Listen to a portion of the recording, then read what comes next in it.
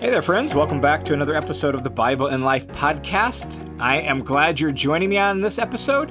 If we have not met before, my name is John. I am the host of the Bible in Life, and my goal is to create really just simple, clear, down-to-earth Bible teaching in a way that helps us think through what it looks like to follow Jesus right where we live every day. I like to refer to it as blue jeans theology. That is theology in the language of everyday life, addressing the topics of everyday life, helping us follow Jesus in our everyday life. So thanks for being here. Glad you're joining me on this episode. The Bible in Life is a listener-supported, crowd-funded Bible teaching ministry that includes not only this podcast, but my other podcast, where I just teach straight through Bible books. It's called The Listener's Commentary on the New Testament. I've got 17 New Testament books done. If you haven't checked that one out, I just walk straight through New Testament books, chunk by chunk, much like a written commentary, but in audio fashion. You can find that on the same platforms that you found this one on as well. You can also check out the website there and see what other resources I have available. So thanks again for being with me. Thanks for being a part of the Bible in Life family. We wrapped up a series a couple weeks ago where we looked at your life's focus out of Philippians and just offering some reflections on that. Had a great interview on last week's episode with Matt Bates about his new book and just thinking through the gospel and why it matters. And as I was kind of praying and processing where I wanted to go after all of that, I have landed on I want to offer a few weeks of thoughts and reflections on the book of Proverbs. Something a little different, something that I haven't talked about for a while. And I just thought, man, that would be helpful to us to reflect on Proverbs and the book of Proverbs in the Old Testament. And the book of Proverbs is part of what's called the wisdom literature. We'll talk more about that here in a second. So what I want to do on this episode is just provide sort of a brief introduction to Proverbs in general and to the book of Proverbs in particular, and then beginning in following weeks, looking at specific sections of it and broad themes of the Proverbs to help you and I really understand how the Proverbs work and to make the most sense of them. The Proverbs have been really a popular book, some popular reading among Christians for a long time. But we need to at least understand some things about Proverbs in general to make sure we read them well. So let's start there. What is a proverb? What is a proverb? And in short, a proverb is like a short, sort of popular little saying, or maybe you could call it a maxim, a little statement that's typified by concise and catchy wording. It's just a short little statement that intends to kind of point towards or give a general truth about some subject. That's what a proverb is. We have all sorts of sort of modern day proverbs in my country. You might have them where you live as well. For example, one English proverb that I've heard on a number of occasions is, "A bird in the hand is worth two in the bush." What in the world does that even mean? Well, it's offering a general truth about being grateful for what you already have rather than going after more and more things out there that you maybe don't have just yet. A bird in the hand is worth two in the bush, right? And there are all sorts of little sayings like that point in a general direction. Or here's another kind of American proverb: "Early to bed, early to rise makes a man healthy, wealthy, and wise." These sorts of things are just kind of part of the proverbial sayings of our culture. We have lots of other ones, but that's what a proverb is. It is a brief, short saying that uses concise, catchy wording to kind of point to a general truth. And so you get the same thing with biblical proverbs. For example, well-known biblical proverb, Proverbs 15:1, "A gentle answer turns away wrath, but a harsh word stirs up anger." And generally speaking, that's the case. If we can learn to, in those tense moments and those high emotion moments, if we can learn to speak softly, gently, and kindly, that's going to help release the tension in the conversation and eventually, hopefully, won't stir up the coals of anger so that it flares up into a large hot fire of anger, right? Generally speaking, that's true. Or here's another one. "Like vinegar to the teeth and smoke to the eyes, so is the lazy one to those who send them." Now, can you picture the scene, right? If you try to drink vinegar, right? Like, that's not a pleasant experience. Or when you're sitting around a campfire and the wind blows and all of a sudden now the smoke is blowing right in your face and you're like, man, I gotta move to the other side of the fire, right? It's just not pleasant. Well, likewise, he says, so is the lazy one to those who send him. So all of a sudden you have a worker or an employee or, right, somebody, an assistant or something that you're having do tasks for you, and they're lazy, undisciplined, not diligent, right? It's unpleasant and annoying, just like vinegar and smoke. That's the point of the proverb. So that's what Proverbs are. They are this brief saying that is typified by kind of concise, catchy wording. Now, here's the thing that's really important to keep in mind about Proverbs. All Proverbs, but particularly in our case, biblical Proverbs. This is really important, something we have to remember, and that's this. Proverbs are general principles. That's the key phrase. Proverbs are general principles for living wisely, for successful living. They are general principles. They don't guarantee what they state or promise. They just tell the usual pattern. They tell what generally is the case.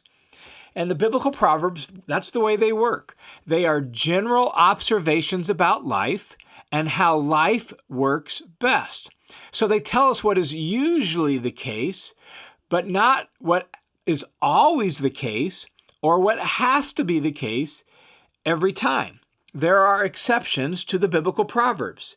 They point in the direction of the truth. They point to a general truth, but they don't say everything about it. They don't intend to address all the possible exceptions. In fact, in the context of the wisdom literature, that's why you get Job and Ecclesiastes, because the Proverbs are so cut and dried. It's like, this is the way it's got to be.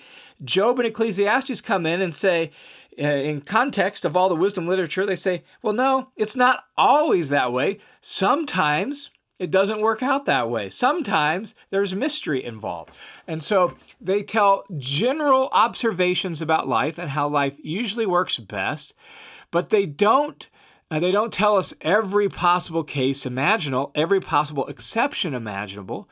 They just say, here's the way it usually works. Now, why does this matter?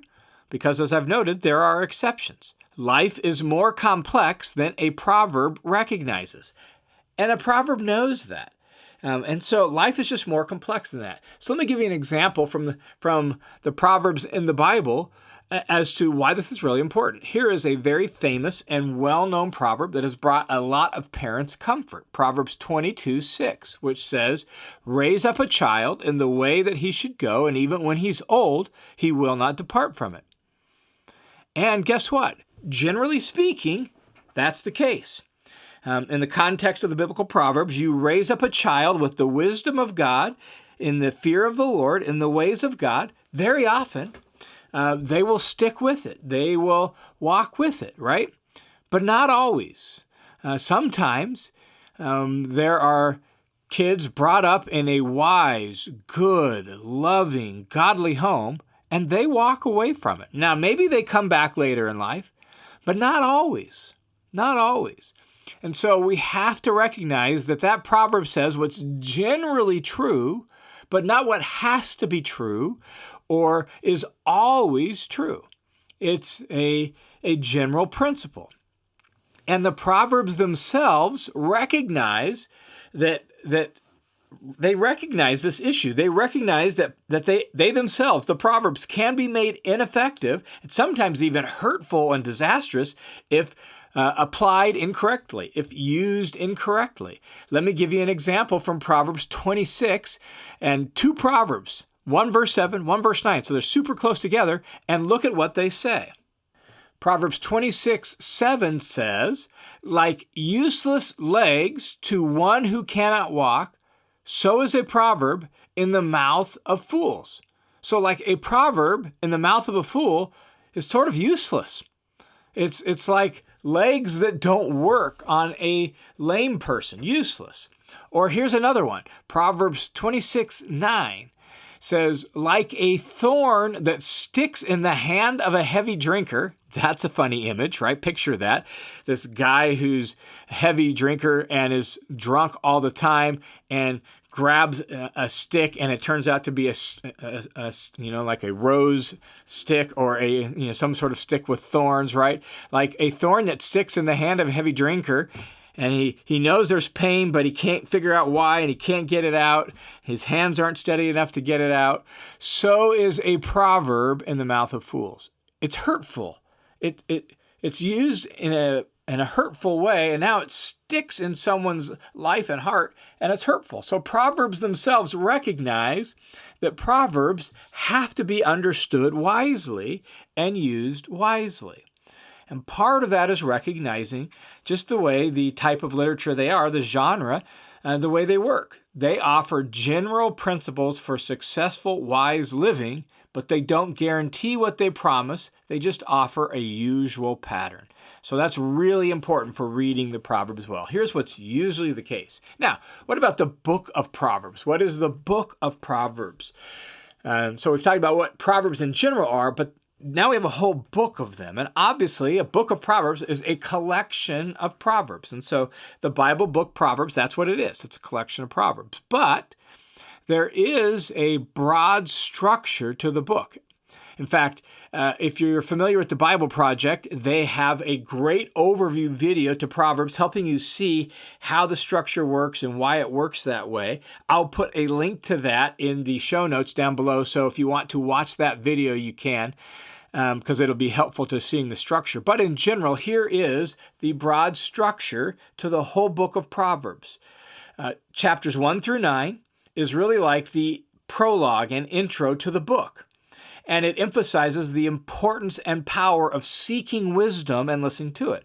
So where typically a proverb is a short, concise little saying, you don't have that in chapters 1 through 9 of the book of Proverbs. You have longer poems couched from a father to a son, a king to his son who's going to be king someday. That's the context, right? Couched to him, giving him warnings, giving him advice, calling him to seek wisdom.